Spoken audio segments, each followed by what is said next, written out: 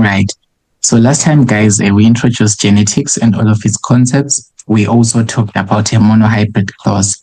I said you guys should go and practice monohybrid clause questions, and I even sent you this document in the group as well to do monohybrid clause problems. Guys, a monohybrid clause is very important for you to know because life sciences, most of the questions in genetics and inheritance, they will require you to have an idea of crossing those alleles. Okay, so basically, knowing the monohybrid cross is like the ultimate goal. So if you guys are not good with the monohybrid cross yet, please revisit it and practice more examples that have to do with the monohybrid cross before proceeding. Okay, so now let us talk about the types of dominance that we can have. I think last time we introduced the concept of the dominant allele as well as the recessive allele. We say the dominant allele, it is the one that shows in the phenotype. It is the one that is shown in the phenotype. It is the one that is shown in the physical characteristic, the way you look. But the recessive allele, it is actually masked, or it is actually hidden. It cannot be seen. So you might be dark-skinned indeed, but you might even carry an allele for light skin. That is why a dark-skinned man and a dark-skinned lady can be able to give birth to a what? To a light-skinned offspring, or to give birth to a light-skinned child. So if your mom is light-skinned, let's just start with this scenario here that I've put in here for you. So let's just say that your mom is light-skinned and your dad is dark-skinned. How would you look like? You know, others may look dark, others may look light, and others can be in between. It just depends on the type of dominance that occurs during the genetic cross, or whenever a baby is being made, there is a certain type of dominance that will determine how the child would look like. Because you guys know that it is a realistic scenario. Let's just say your mom is light-skinned, your dad is dark-skinned. It can happen that you will be light-skinned, or it can happen that you'll be dark-skinned, or you'll be in between. So what determines that? It is the type of dominance that occurs during the genetic cross. So we have got 3 types of dominance that occur during genetic crossing. The first one is known as complete dominance. Okay, so when we have got complete dominance, how do we explain it, or even in biological terms, how is it asked? So when you say that there's complete dominance during crossing, it means that one allele is dominant and the other is recessive, such that the effect of the recessive allele is masked by the dominant allele in the heterozygous condition. So this is known as complete dominance. This is the scenario whereby you have got an organism with dominant alleles only. For example, this is a scenario whereby you've got a black color, you've got a black bull and a white bull. I don't know if you guys can see, but this is a black bull and this is a white bull. Oh, it's not a white bull, it's a white cow. Okay, we've got a black bull and a white cow, and they are trying to make some babies there. So when a black bull and a white cow try to make some babies, you can see that here, this black bull, you can say that it's a condition, it is a homozygous dominant. Okay, so we can say that its condition is homozygous. You can say that it is homozygous dominant. So its skin color, or the color of its fur, it is what? It is black. It is because this is homozygous dominant. Okay, we say homozygous dominant for black color. But when you look at this white cow, the white cow, it is homozygous recessive. So we can just say this is homozygous recessive. Homozygous recessive. So if you try and attempt to do the genetic cross between these two, let's just say you write, you guys already know the structure of a genetic cross. You're going to write the phenotype, the genotype of the parents, and you're going to do meiosis, fertilization, all of that format. But I'm just going to say that here, for the black bull, I'm going to say we have got these 2 alleles, these 2 capital letters. These are the alleles that are making up the genes for the black bull. and we are going to cross this with the one for the white cow. The white cow, it is in a homozygous recessive condition, so we are going to use a small letter b to represent the allele. So a small letter b. Okay, now when you do the genetic cross here, you are going to find out something interesting here. So when you do the genetic crossing, this B from the black cow, this allele from the black cow, it will match up with that allele, and that will definitely give us what? A capital letter B and a small letter b. And then if you match these two, let's say you match this B and this small letter b on the white cow, you are going to get capital letter B, small letter b. You do the same, you match this B, you match it with this B, just as you do in a monohybrid cross, you're going to get capital letter B, small letter b. And if you match the last one, which is this B, you match it with this small letter b, you're going to get capital letter B, small letter b. These are the genotypes for the offspring. I'm sure, guys, what's happening here is fertilization. If you're going to write a genetic cross, what you would typically write here, you would write fertilization. You would be like, when you write this, you would say, this is gametes, right? These are the gametes. And then after the gametes, you're going to write that we're having fertilization taking place. So it is fertilization that is taking place. This is fertilization that is taking place. And when fertilization is taking place, it simply means that the gametes are fusing into one another. The sperm cell from the male is fusing into the ovum of the female. So here, this is a sperm cell having this and this allele with capital letter B, and it is going to fuse with this small letter b in the ovum to be able to create the first genotype for the offspring. This happens even with the other, let's just say this is the capital letter B, and it is now fusing with another small letter b on the other side. That's going to give us capital letter B, small letter b. That is the genotype for the offspring. This is the gene. This is the gene expression for the offspring. Okay. The other combination that we can have a combination whereby this capital letter B, the sperm cell with the capital letter B from the black male cow, is combining with this small letter b from the white cow. That's going to be capital letter B, small letter b. And you can also have a combination whereby this black cow, this allele, which is a capital letter B, this dominant allele that is going to cross, we're going to cross it with this recessive allele on the other side of the cow. We're going to get these genotypes. We always have got 4 combinations of the genotypes of the offspring. So we can say that these combinations are actually the genotypes of, or for the offspring, say that these are the genotypes. These are the genotypes for the offspring. So having these genotypes for the offspring, what do you notice about them? Let's say you want to interpret the phenotype. What do you notice about these genotypes for the offspring? We have got capital letter B, small letter b, capital letter B, small letter b, capital letter B, small letter b, and the same condition as well. What do you notice about these 4 possible combinations that we could possibly have if these 2 cows were to mate with one another? What do you say about these possibilities in our offspring? Anyone saying anything?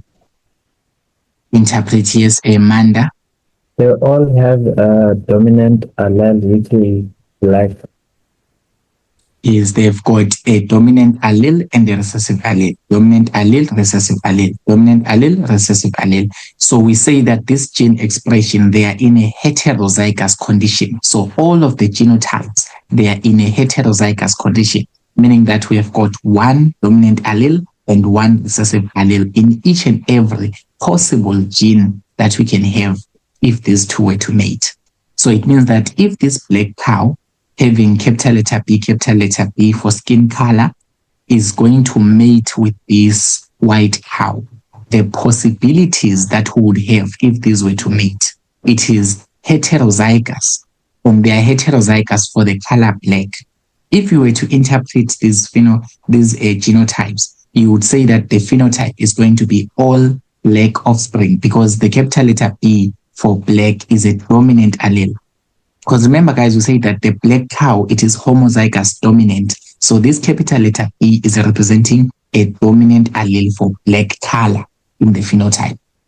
So seeing these heterozygous conditions for all the possible genotypes, it means that if these two cows were to do the deed, if these two cows were to mate with one another, what would happen? All the possibilities or all the possible genotypes, all the possible offspring that can be made, they're going to have the same genotype. All of them, they're going to be black. That is why all of the offspring, you can see this picture that I've made here, this is all offspring, and all the offspring are all black. Why are all the offspring black? It is because this is expressing complete dominance. It means that the characteristics of the male cow is the only characteristics showing in the offspring. The characteristics of the female cow, it is recessive. It is recessive. It is suppressed. Okay? This is complete dominance because all of the genotypes, all of the possible genotypes, they are going to give you black calves. They're going to give you black offspring. So all of the possible calves that can be made from this combination are going to be black. So if it happens that this female cow gives birth to a white cow, this female cow has cheated, guys. If this female cow if it was to give birth to a white cow, it has cheated. This is not the correct father. Because if we are going to mate this father, this black bull, mate it with this cow, all of the offspring are going to be black. And we proved that using a genetic cross. So this expression is known as complete dominance. This is expressing complete dominance. Okay? So complete dominance now brings us to the Mendel's law of the second law of inheritance, which is known as the law of dominance. We are still going to do the law of separation, the law of segregation. But now let's just look at the second law of inheritance. Remember, Gregor Mendel is the scientist who's the father, known as the father of genetics, because he is the one that discovered this whole thing of dominant and recessive. Okay, so the law of dominance says that when two homozygous organisms with contrasting characteristics are crossed, hey guys, feel this statement. Like, think about it. When we're having two homozygous organisms. Homozygous, guys, I said that homozygous means that we're having the same alleles. If we're having dominant, it is dominant and dominant. If we're having recessive, it's recessive and recessive. So here, you can see that this bull, it is homozygous dominant. This cow, it is homozygous recessive. So when two homozygous organisms with contrasting characteristics, normal, with opposite characteristics, for example, this scenario, this black bull, it is black and it is homozygous dominant. This white cow, it is homozygous recessive. Those are two opposing characteristics because one is black, the other one is white. So when we are crossing, so when two homozygous organisms with contrasting characteristics are crossed, all the individuals of the F1 generation will display a dominant trait. So this is known as the Mendel's law, second law of inheritance, or it is known as the law of dominance. So this law of dominance is just explaining the concept whereby you have got a homozygous dominant organism and you are crossing it with a homozygous recessive organism. And when you cross them, you already know that all of the offspring, they are going to be what? They are going to take the dominant trait, which is the capital letter B in this specific case. But this is something general, which whenever we're having two homozygous organisms having opposite characteristics, all of their offspring are going to display the dominant trait. And they are going to display the dominant trait in a heterozygous condition. So an individual that is heterozygous for a particular characteristic will have the dominant trait as the one that is showing in the phenotype. Just like in this case, our possible genotypes between these two cows, they were black. The genotypes of the offspring, the possibilities of the offspring that we could have gotten if these two were to mate with one another, all of them, they were describing a black characteristic. Why is the offspring becoming black? Why is the phenotype of the offspring all black? It is because the dominant allele, it masks the recessive allele. So whenever you are told to explain the second law of inheritance or the law of dominance by Mendel, you explain that when you're having two homozygous organisms having opposing characteristics, they are crossed. All of the individuals of the offspring generation, or you can just say all of the offspring will display the dominant trait. And furthermore, they're going to display that dominant trait in the heterozygous condition. Guys, when it comes to biological terms, they're going to ask you this. They're going to say the type of dominance in which all of the offspring are going to be in a heterozygous condition. That is a complete dominance. Okay, if they're going to say, if the biological terms come and say, give the biological term for the type of dominance in which all of the offspring has a heterozygous condition, or they are in a heterozygous condition. So all of the offspring have the same phenotype. That's one thing you should know about complete dominance. All of the offspring have the same phenotype. Let me just add here. So all offspring has, or they have the same phenotype. It means that they all look alike. All of the offspring look alike. They are not different. And then the other thing, you can say all of the offspring are in a heterozygous condition. All of the offspring are, you can say they are heterozygous. They are heterozygous for that particular characteristics. So those are the terms that you are expected to know, especially when it comes to biological terms, whenever they ask you about this complete dominance. In complete dominance, all of the offspring have the same phenotype. The offspring have the same phenotype. The offspring look alike. And all of the offspring are in a heterozygous condition. And how do you prove that? You do a genetic cross, the monohybrid cross, the one that we've been doing all along. That's why I say that monohybrid cross are the most important here. But when you're going to write it, guys, you're going to write it completely. And you're going to put the parent generation, the F1, you're going to write all of the correct format, the one that I taught you in the previous session. But for now, I was just showing you how the crossing part happens. Do you guys understand, Great House? Yes, sir. Yes, sir. Yes, so this is known as complete dominance. The other type of, okay, guys, you should be ready for questions in any format here.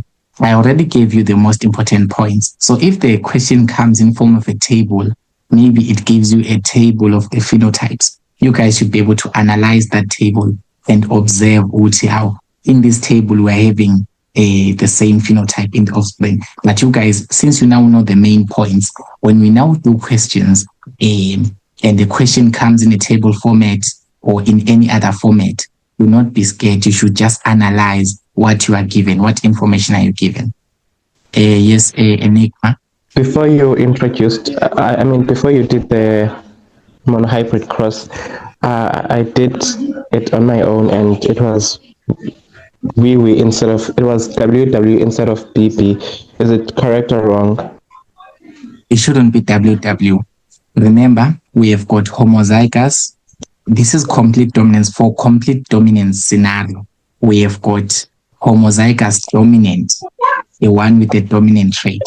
We have got homozygous recessive, the one with a recessive trait. This is the first type of dominance that we are doing, complete dominance. The one with the WW is the one that we're going to do next. Okay. Thank you, sir. Yes. Let's go to the next one. We are done with complete dominance. In complete dominance, what should you know? You should just know what you have got a dominant, homozygous dominant, and another one is homozygous recessive. So you can say that you're having two homozygous organisms with opposite characteristics. Here is the one whereby you are going to have WW. Okay. So now let's go back to the previous scenario. So when we were dealing with complete dominance, what did I say? I said that one organism is completely dominant over the other, right? So it means that this phenotype, this white phenotype of the cow, it is a phenotype, yes, indeed. But when you look at its genotype, it's going to be a recessive genotype. The genes are recessive to that one of the black male cow. But now, what if they are not recessive? This is the scenario whereby we have to look at this one very carefully. Okay. Now, both of them, they want to be dominant. Or let's say both of the alleles are dominant. Okay. So remember, guys, I told you guys that the dominant allele is determined, the letter of the allele is determined by the what? By the dominant one. Okay. So if I'm saying capital letter B, this is dominant. This is homozygous dominant condition. So this is still homozygous dominant. So it means that this is dominant for the color black. So this cow is dominant for the color black. But what if this cow is not recessive to the black? What if, yes, the cow is white, its phenotype is white, I agree, that's the phenotype. But what if its genotype does not want to be recessive to that black? What if its genotype is also dominant? What if it is homozygous dominant as well? What would happen then? That's now the clash of titans. This is the second type of dominance. This is known as incomplete dominance. So when we go to the incomplete dominance part, we say that neither of the alleles are dominant over each other because all of them, they want to be dominant. And no allele wants to be recessive in this particular case, grade 12s. No allele wants to be recessive. So we can say that those alleles are not dominant over each other. Because remember, guys, that when we say that an allele is dominant, it means that it is dominant over another allele which is recessive to it. For example, in the previous scenario, we say that the black allele is dominant over the white allele, which is recessive, small letter B. But now, in an incomplete dominance scenario, both of them, they want to be dominant. None of them wants to be recessive to the other characteristic. So here you are having capital letter B. This is a black cow. And its alleles are dominant. Even the white cow, its alleles are also dominant. That is why we are using a different letter. We are no longer using the letter B because now it's another different characteristic, but it wants to be dominant as well. So capital letter W. So you realize that none of them are dominant over the other because all of them, they want to be dominant. It's like it's two things at the same level, but they are competing with one another. Like that's not a competition, of course, because both of them, they're going to be equal. All of them, they've got equal dominance. So what would happen if you're having two dominant, both of them, they want to be dominant for their characteristic. Their genes, their alleles are dominant for that characteristic. When you do the cross, you're going to have, let's just say, this is the black cow.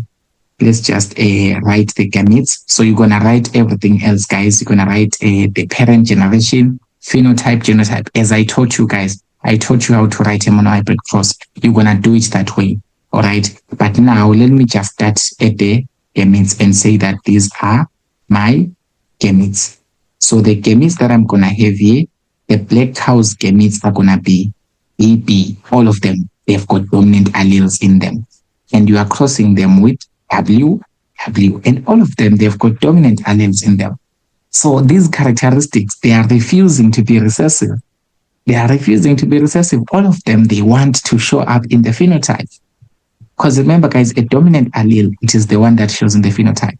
So basically, this black cow, it wants its black color to show in the phenotype because it is dominant. Even the white cow also wants its white color to show in the phenotype. So it's now a competition. But now when you do the actual crossing, the sperm cell from the black cow will go and fertilize the ovum with the allele with white, right? And that's just going to give you, then you're just going to do the normal combinations as you do them. They're great jobs. This one, B and W, they will combine. That's going to be capital letter B, capital letter W. None is dominant over the other here.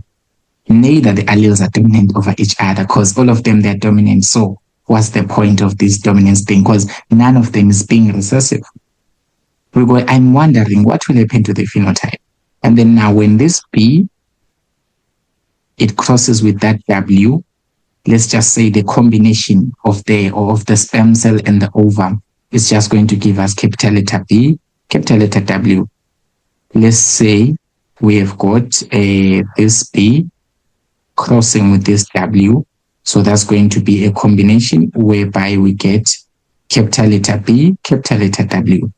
And then same applies with this B crossing with this W. That's going to give us capital letter B, capital letter W. All of the offspring, they're going to be the same. That's the possible genotype for the offspring. Guys, remember, these are possibilities, possible. That's why I'm using the word possible. These are the possible genotypes. These are the possible gene combinations that the offspring would have if it happens that these two cows had to climb on each other and do the deed. Okay, sorry for the inappropriate word. But basically, if these two cows were to mate with one another, that is the appropriate word.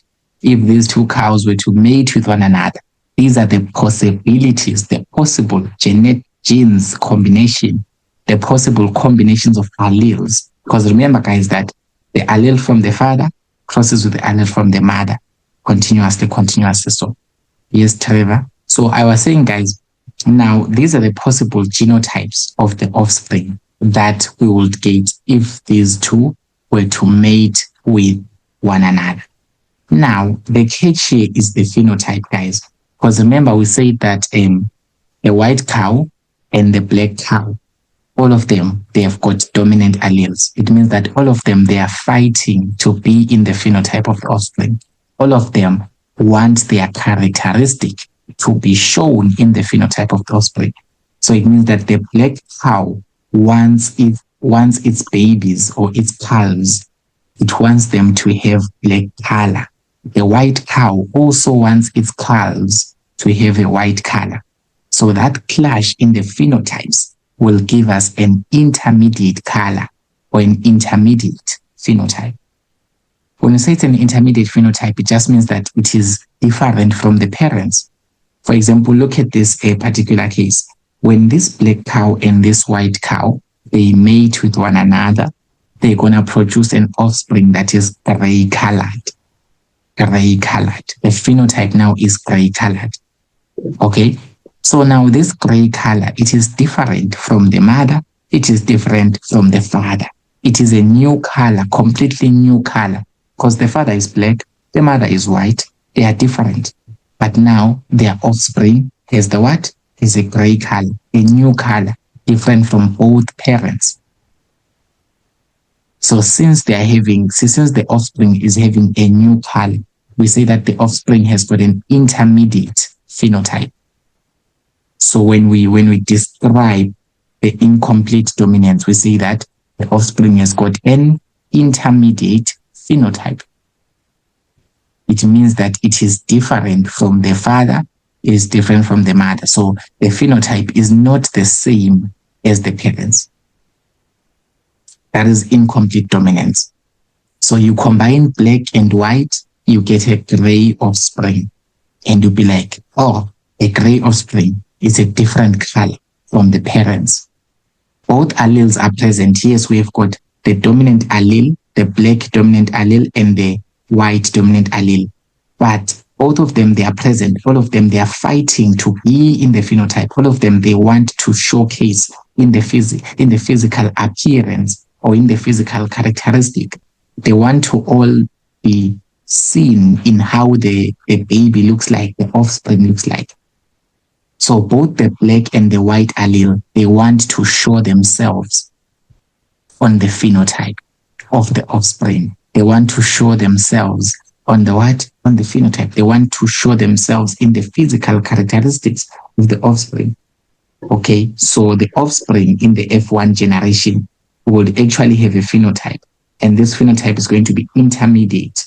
So when we write the phenotype here for the offspring, the phenotype, we are having 4 possibilities of getting gray calves.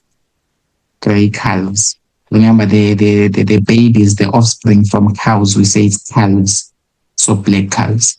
I still haven't seen Trevor's question yet. Trevor, you can write your question in the chat box since your network was giving you problems. Okay, so yes, here's Trevor's question. Trevor's question was sent to the group, to the WhatsApp group rather. So Trevor's question was saying, for the other dominants, why were you using small letter B instead of small letter W to represent the recessive allele? Good question. It is something that I introduced when I talked about the concept of genetics and inheritance. When I talked about the concept of genetics and inheritance, I told you how we determine the color.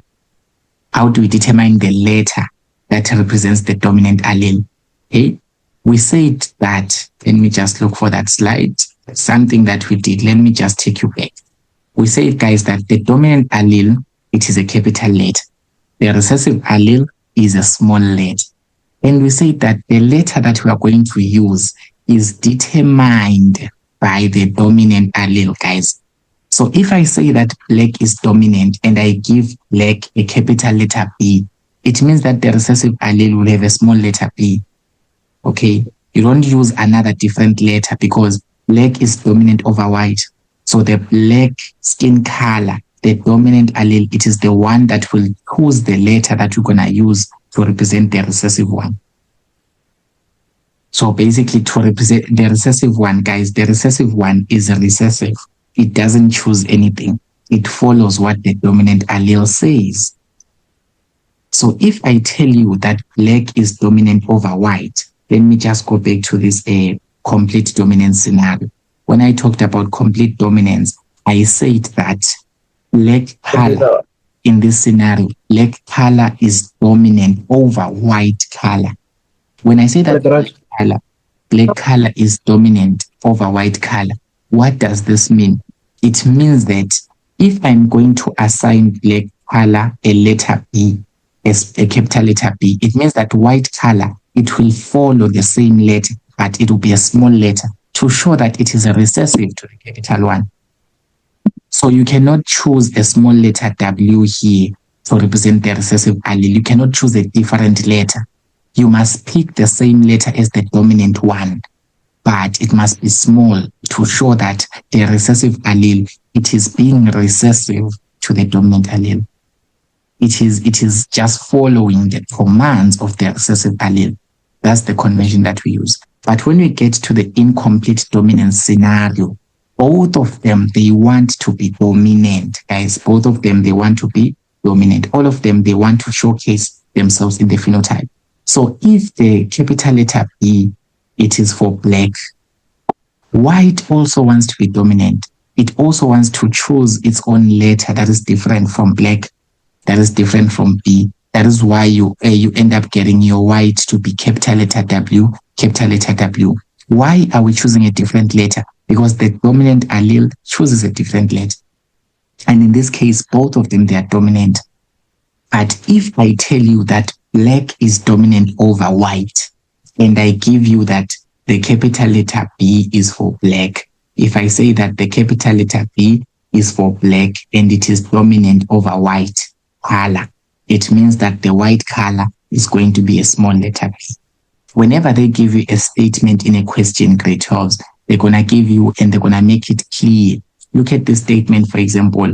This particular statement that I have, it says, the dominant hair color is black. It is dominant over white hair color. So if I tell you that the allele for black, which is dominant, it is capital letter B, and I also tell you that this capital letter B is dominant over white hair, it means that white hair must take the same letter B, but it must be a small letter to show that it is recessive to this B. Are we clear with the grade 12s? Are you hearing what I'm saying when it comes to picking the letters here? Yes, sir. I was finishing off with explaining incomplete dominance. And I think I told you guys the terms that you need to watch for here. Please never make a mistake of not watching these terms, okay? The terms that you need to watch for is the intermediate phenotype. Whenever you see the word intermediate phenotype, that is definitely incomplete dominance. By saying intermediate phenotype, it simply means that the phenotype has got a characteristics that is not really the same as the parents. Kind of is a combination, but it's not really the same as the parent.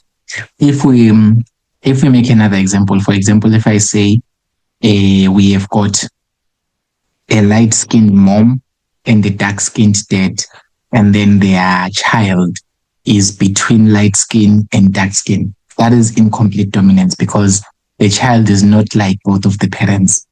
The child is neither dark nor light, but he is in between. That is incomplete dominance. I'm sure you guys have seen a scenario such as that. Okay.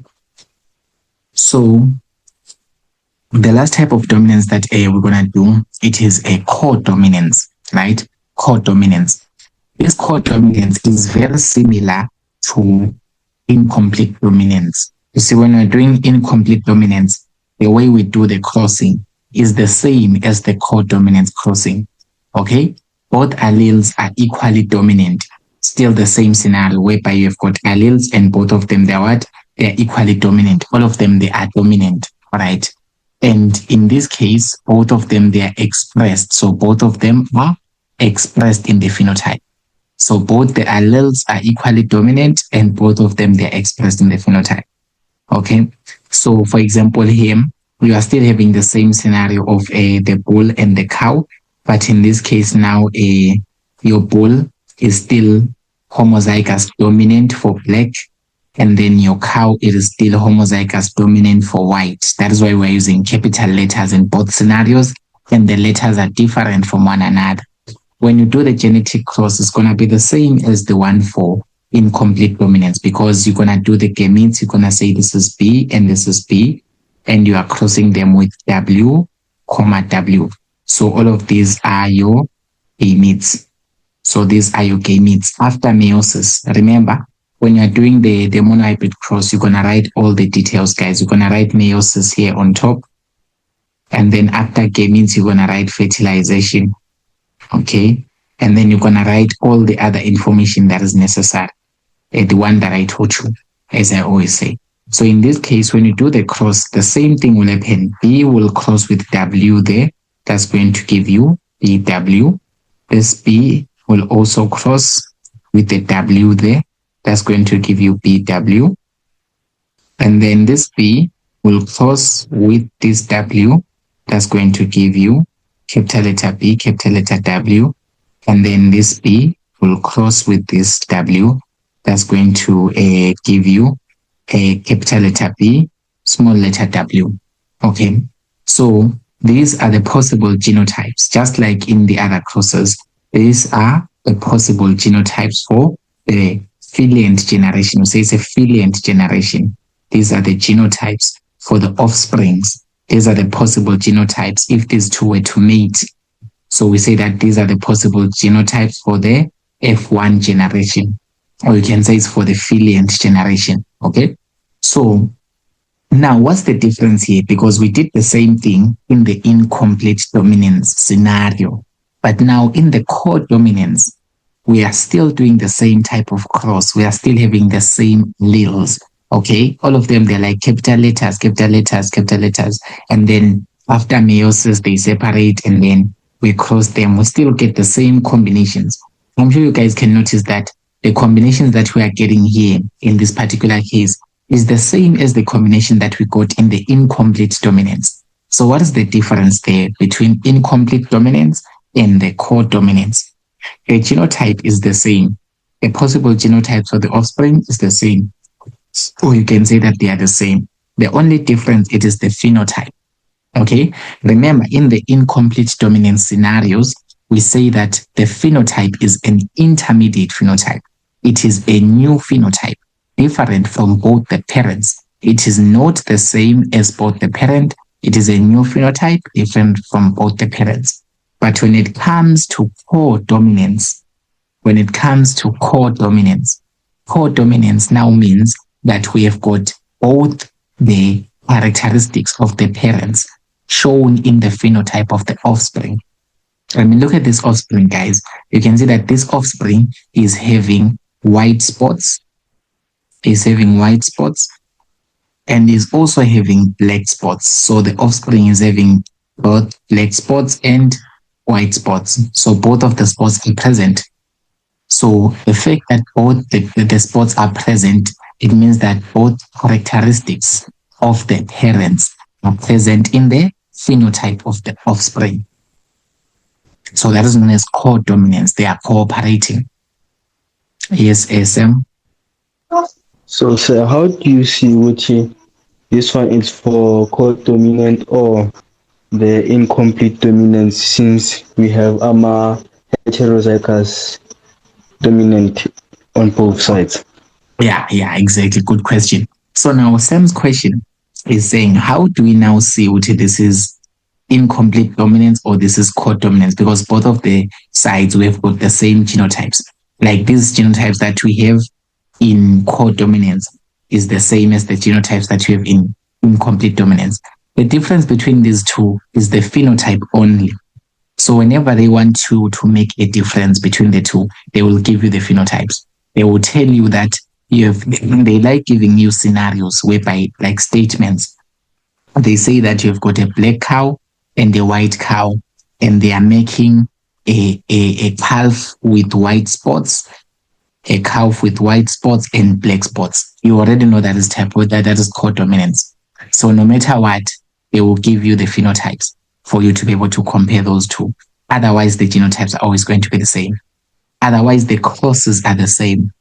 So if you were to just be given the crosses between this black cow and this white cow, this black bull and this white cow, if you're going to be given a genetic cross, the genetic cross will be identical.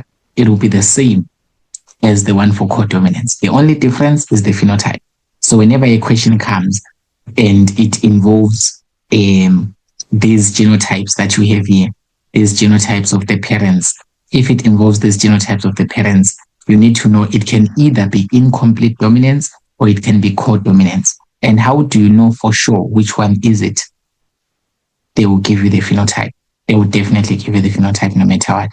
But the genetic cross is the same. They are identical genetic crosses. Is that clear, Sam? Yes, sir. Yeah, so the phenotypes, all of them, they're going to be 4 and they're going to have 4 calves. The 4 calves.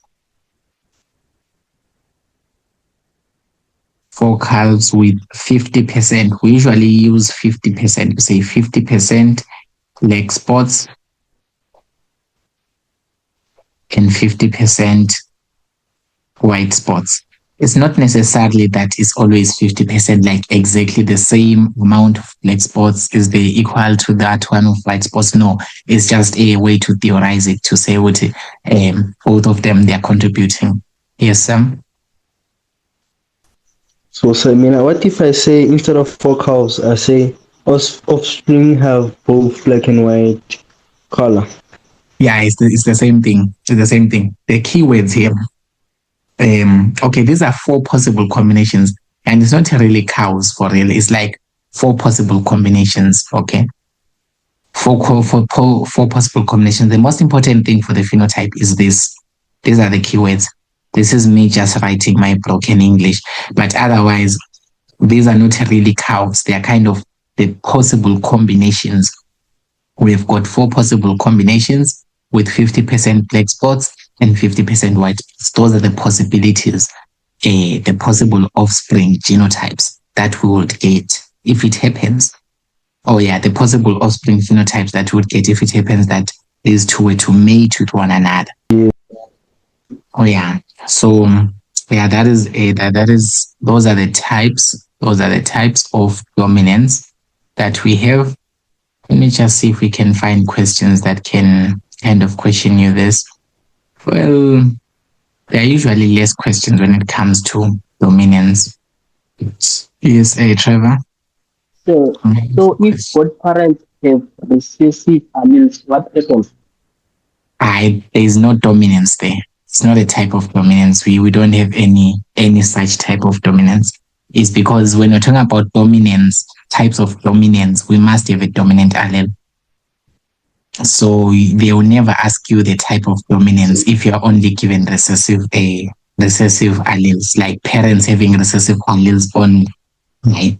That is not gonna be asked as a type of dominance because there's no expression of one allele dominating the other because all of them, they are recessive, of course. Is that clear, Trev? Okay. All right. Okay, let's just try to answer this question. Grade 12. This is based on what we just did, which is the type of dominance. Just try to create spaces for us to do this.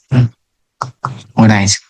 So now, in this question, they say the diagram below shows the inheritance of flower color in snapdragon plants. The two alleles controlling flower color are red. So we have got red here, and they say it's capital letter R, and white is capital letter W. Can you guys tell me, is there any recessive allele here? No, sir. Definitely No. not.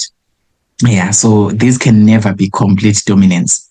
It means that it is impossible for us to find the offspring having only the characteristics of one parent. So basically, complete dominance is not possible in this scenario because this scenario is already showing us that this red here is dominant. It's having its own letter, so it means it's dominant, right? Even this white is having its own letter, it's dominant as well. Both of them, they're dominant. But we want to know, are they dominant over each other? So when you cross them, you realize here you have got a red there. So we've got a red flower. This is a red flower crossed with a white flower. And then the result is a pink flower. So now I want to hear from you, grade 12s. State the type of dominance shown by the snapdragon plants. Let's hear it. State the type of dominance shown by these snapdragon plants. What type of dominance is that? I think it's incomplete dominance. Incomplete, right? Yeah, I think all of you guys are saying the same thing. This is incomplete dominance, and you need to give a reason for 3.2. So this is incomplete dominance. Okay? And then give a reason for answer. Why did you guys just assume incomplete dominance? Why not other types of dominance? Give a reason for answer. 3.2. Yes, SM. I think so. It's because of an offspring student, has an intermediate color, sir, not the same as parent's color. That's the answer. Awesome. So the offspring has an intermediate color. Offspring has intermediate phenotype. That's the one that we want, exact, because you already know that in an incomplete dominance scenario, the offspring has got a new phenotype, different from both the parents. Offspring has intermediate phenotype. It means that the offspring has got the phenotype that's different from the fathers and the mother, from both the parents. I don't know, do we have genders in plants? I wonder. So let's not put the father-mother concept in this one. 3.3. Okay. Now a gardener crossed. So we've got a gardener here, and the gardener is going to cross two pink-flowered snapdragon plants. So we are going to cross two pink-flowered, guys. This is pink-flowered. Let me even highlight the pink here. Pink-flowered. So we're gonna cross two pink-flowered snapdragon plants. Okay. And then now they say use a genetic cross. Use a genetic cross to show the ratio of the expected phenotypes in the offspring. Okay. We are doing a genetic cross. Remember, guys, you need to get compulsory marks here. The compulsory marks, you know them, right? You write P1 and then you mention first phenotype. That's the first thing.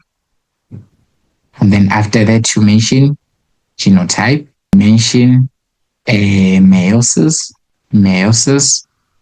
and then you mention gametes, because meiosis leads to the formation of gametes. those gametes will now fertilize. So we have fertilization. And then when these gametes fertilize, what will happen? They will produce some offspring. And we're going to call it the F1 generation. Okay?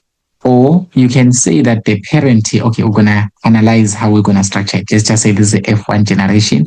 And these are the possibilities of the genotypes of the offspring. And then these are the possibilities of the phenotypes of the offspring. This is how you structure your genetic cross. So the first 2 marks that you can get from here, it is writing P1 and F1 all together. You don't have to indicate these arrows, guys. This is a marker's arrow. Okay. And then when you are writing these as well, meiosis, gametes, and fertilization, these 3, it's a mark as well. So guys, get the compulsory mark first before you even answer the question. So you already have 2 out of 4 marks now. Okay. Now they say use you already have 2 out of 6 marks in total. So they say use a genetic cross to show the ratio of the expected phenotypes. What are we crossing here? We are crossing 2 pink flowered. So our phenotype, what can we say our phenotype is there? What is our phenotype for the parents that we are crossing? Yes, Tandaza. So I think we're doing pink and pink. Yeah, pink and pink. So Flower. yes, we were crossing a pink flower with a pink flower. So this is pink flower. The phenotype is the physical characteristics, how they look like. So we're crossing a pink flower with another pink flower. Good. Now, what about the genotypes? What's going to be the genotype for these 2 pink flowers? Yes, Mukobe. Capital letter RW and times RW. Capital letter RW close with capital letter RW. Guys, let's try to see, do we understand where these genotypes are coming from? Start there before we assume things. Okay. Explain where the genotypes are coming from, Precious Mkolo. The capital letter R is coming from the red flower, and the W is coming from the white flower, because red color and pink color is dominant in the red color and white flower is dominant in the big flower. Okay, very good. Thank you so much, Precious. So guys, remember that the pink here, the pink is the child of red and black. Okay, yes, Oami, and see your hand is up. I was going to answer on your questions. The reason why they're both R and W and they're both dominant is because in an incomplete dominant, the genotypes they're both dominant, and also here the parents, or rather the gametes, are red and white. So we are using both red and white as dominant. Okay. Or rather, we're displaying both red and white as dominant.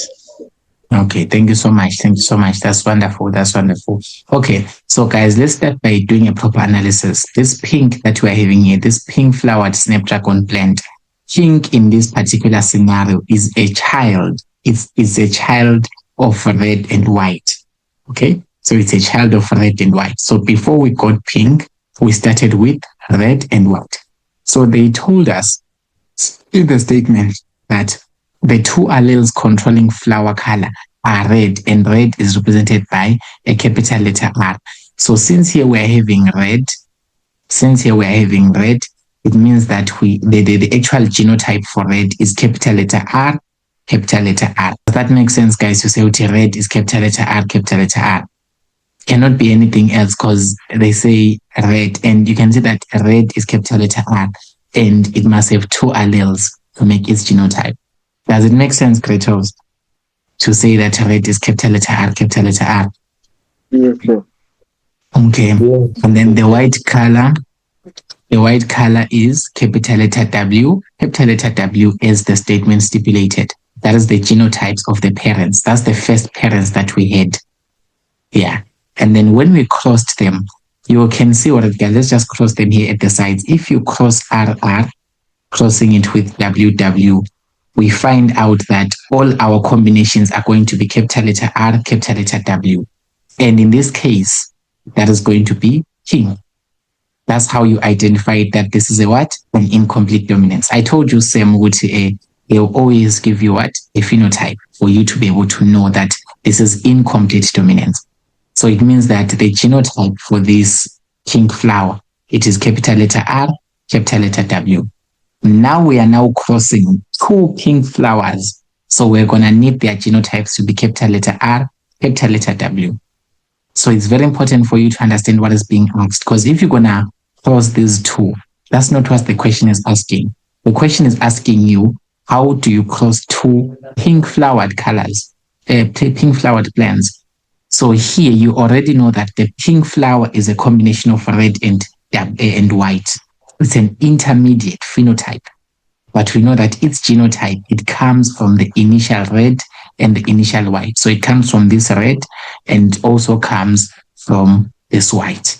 So you already know that the pink is coming from this red and this white. When you cross them, you're just going to get the same thing. You're going to get four possible combinations, and all of them are going to have capital letter R, capital letter W. Okay, so this is your what? This is your pink flowered. This is your pink flowered snapdragon plant. Now we are crossing two pink flowered snapdragon plants. Let's see what would happen. Do you understand, guys, where the genotypes are coming from? Yes, sir. All right, awesome. Let's just go back and focus more on them. Now, meiosis will happen such that these gametes are these alleles are gonna separate. Remember, guys, this is known as the Mendel's law of segregation. Okay, when gametes are separating, it simply means that is known as the Mendel's law of segregation. But when we do dihybrid crosses, I'm going to re-emphasize it again. But basically, these gametes, they separate. You guys already know meiosis, the cells divide, right? And when the cells are dividing, the chromosomes, homologous chromosomes, separate. These alleles, guys, they are found on homologous chromosomes. Don't forget that. So this R and this W will separate into two different gametes, sex cells. And in this case, one of the sex cells is going to have R, another one will have W. This is for the first pink flower. Then the same thing will happen for the other pink flower. These two alleles will separate into different cells, R and W. So it means that we're going to have what? We're going to have one of the gametes having this R, another gamete having this W. In this case, these are flowers. Flowers, guys, they can undergo sexual reproduction. Okay, flowers can undergo sexual reproduction. Remember, guys, sexual reproduction simply means that gametes are fusing into one another. So you guys already know pollination, that flowers actually produce pollen. Okay, but we're not deep into the paper one part of it. We are just looking at. I'm just giving you an idea. Would say these are the gametes. These are the sex cells. Now, what will happen is fertilization of these gametes. Now, fertilization of the gametes means that we can combine this gamete with that one. So, if these two gametes, the ones with capital letter R and capital letter R, fuse into one another, you are going to get capital letter R and capital letter R, right? Just like two capital letter R's. So it means that this is the first offspring, the first possible genotype of the offspring that you can get. You do the same. You take the combination of this R, you combine it with this W here. What is going to happen? We're going to have R and W, capital letter R, capital letter W. Okay. The other combination that you can make a combination, let's just say combination of this gamete having the allele W, and then you cross it with the gamete having the allele R, capital letter R. So since I want to start with R, I'm just going to say this is capital letter R, and then this is capital letter W. Okay, try to use the same order, guys. Don't like write R, W, and then in other cases you are writing W and R. No, Jack, have some bit of order a bit when it comes to this, all right? And then the last cross that you're gonna do, we're gonna cross this W, this gamete having this allele, capital letter W, crossing it with this gamete that is having this capital letter W. That's going to be capital letter W, capital letter W. So these are the genotypes. These are the possible genotypes. These are the possible combinations that we would get if these two plants were to be crossed with one another. Because the question says that a gardener is crossing two pink-flowered snapdragon plants. So let's cross RR and let's cross RW and RW. These are the possible combinations. Now, I want you guys to interpret the phenotypes now. What are the phenotypes? The first one that we're having here is RR. What is RR? Yes, Mkobe. Red. Yes, that is red, right? So we already know that there's only one red, guys. You can see they only have got one capital letter R genotype. We don't have any other. That's the only one. This one. It's only one, guys. The other ones are different from it. So I'm going to say that this is one red flower. So this is going to be one red flower. This is going to be one red flowered plant. Okay. And then let's go and interpret the other ones. Interpret the other ones, guys. This RW, we've got two of them. Yes, Lusanda. And two pink. Yes, that's two pink. So we've got two pink.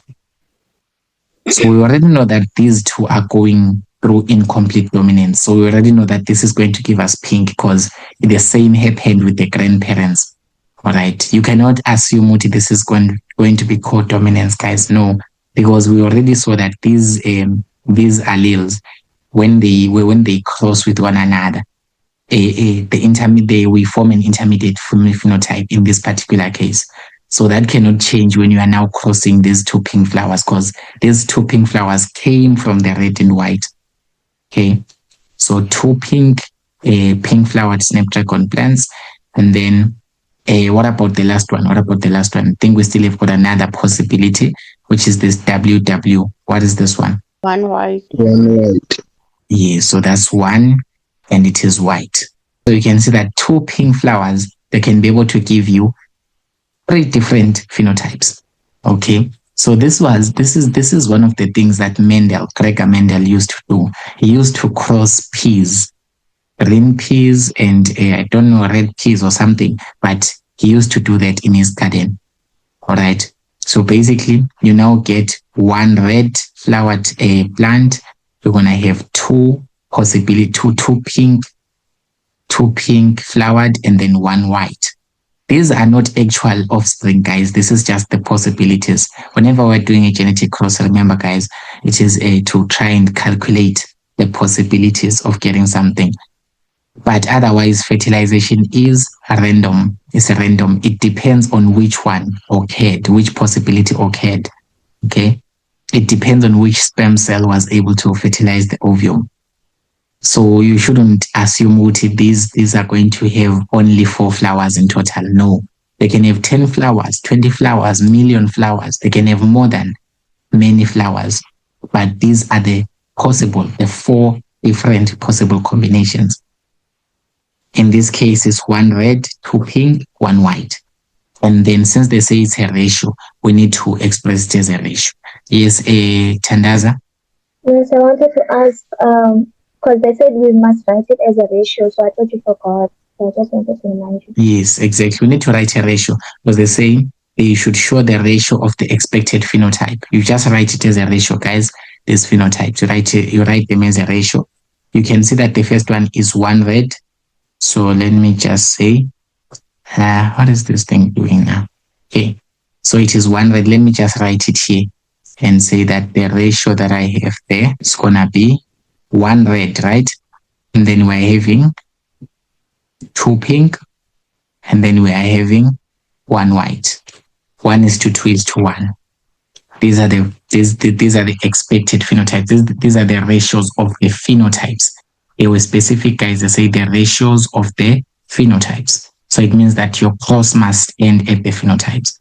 So where are the other marks going here? Since it's 6 marks, you already have 2 marks, compulsory marks for the correct format of the genetic cross. After that, you're going to get marks for the correct genotypes. And then you're going to get marks for the correct gametes. And then you're going to get marks for the correct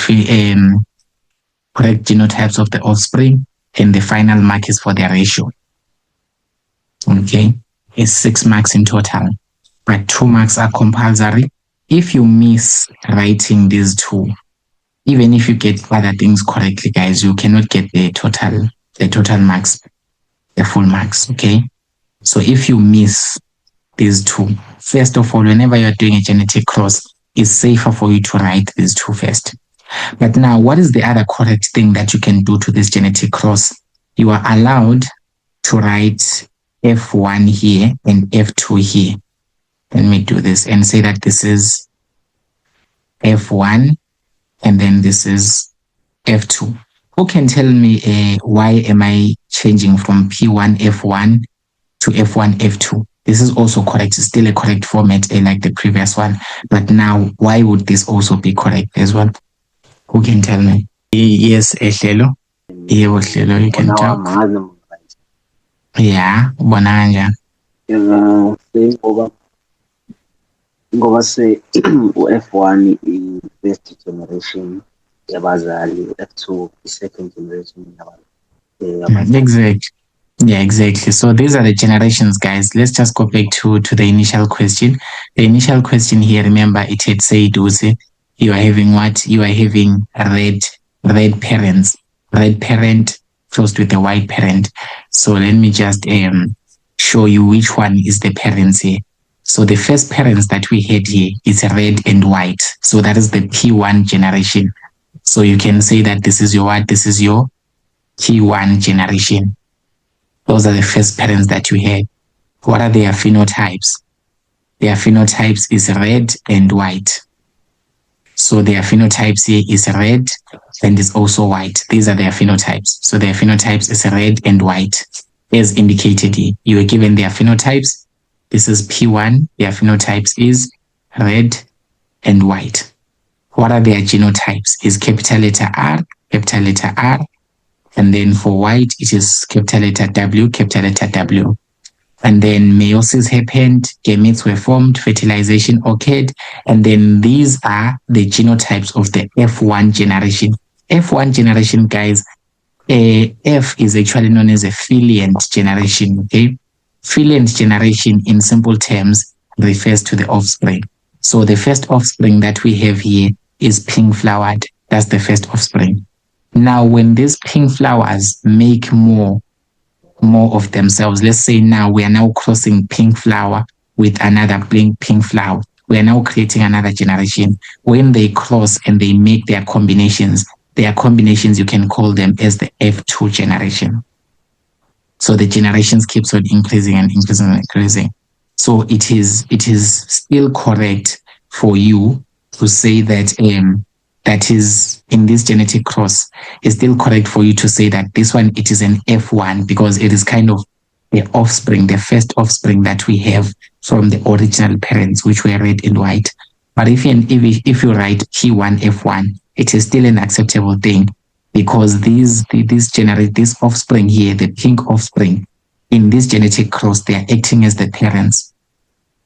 Okay, you guys know that babies become parents later on, right? So right now, if I am a parent, I give birth to a baby. That baby later on will be a parent as well. So when representing their genetic cross, you can either say that this is my baby, or you can say that this is the parent of that grandchild of mine. So it's still acceptable for you to say P1 F1 here, or you can say F1 F2. They will still make you correct as well. Yes, Trevor. So if it is the genetic cross here, the original parent, they are either red and white. Still based over right, it is F1. P1 that one P1 F1 because those were the original parents. No one told you the parents are coming from which grandparents. So it's a bit of a obvious. It's obvious value to the parents were once offspring of the grandparents, but they didn't tell you that in this case. Yeah. So Sarah, the inconsistency is we only like F1 if lady am present. Which I have found pink and pink. Yeah. This F1, F2, you write it if you know at least which the original parents were these, the offspring were these, and then the offspring had their own offspring as well. So you can now do F1, F2, F3, F4 and stuff. But now you're just gonna end at F2 because you're still in grade 12. You won't do too much. You won't do complex stuff. But that's how it works.